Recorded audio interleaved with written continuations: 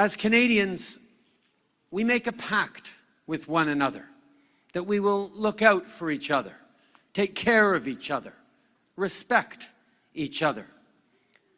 Well, for the Muslim Canadian community, that pact has been broken too many times. It was broken last fall in Etobicoke and in Quebec City, in far too many places across the country. Islamophobia is real. Racism is real. You should not have to face that hate in your communities, in your country. We can and we will act. We can and we will choose a better way. When someone hurts any of us, when someone targets any parent or child or grandparent, we must all stand together and say no. No to hatred and to Islamophobia. No to terror and to racism.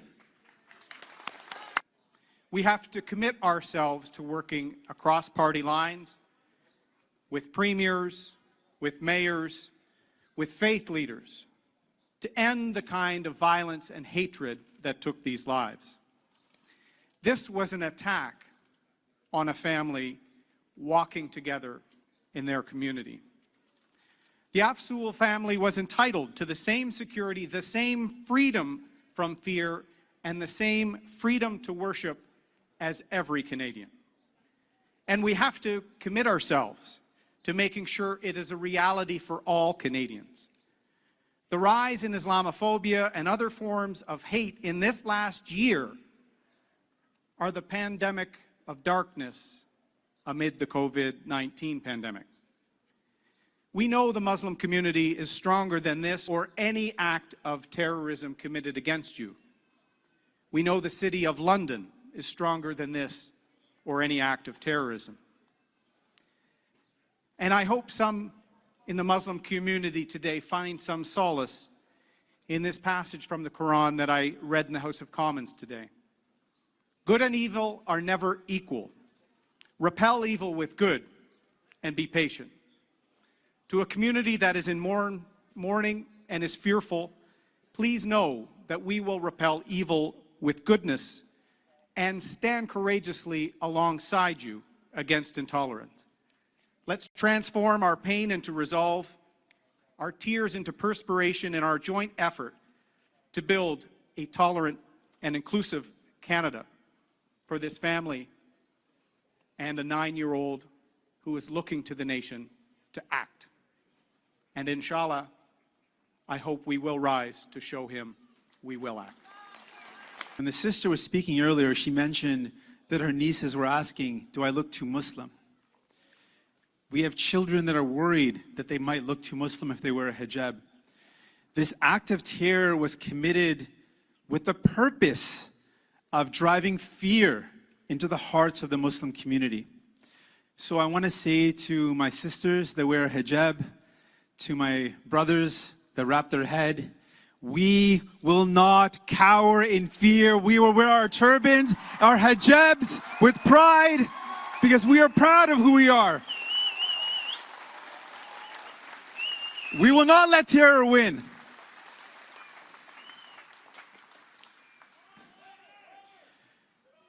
I also want to remind us all that this heinous act was an act of hate. And hate is like a fire. Once hate takes hold, it spreads, consuming everyone. So it is our collective responsibility to stand against that hate, to give it no air to breathe, no space to take hold. That is our collective responsibility, and one I ask all of you to take together. And what we need to do now is real action. After this act, how many more lives have to be taken before we act? How many more Muslim brothers and sisters have to lose their lives before real change is put in place? We need real action. I don't claim to have all the answers, but I put 3 things before you.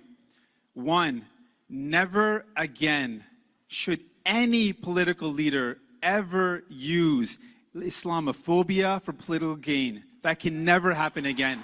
Never, ever. There is no space for that. Let us all agree.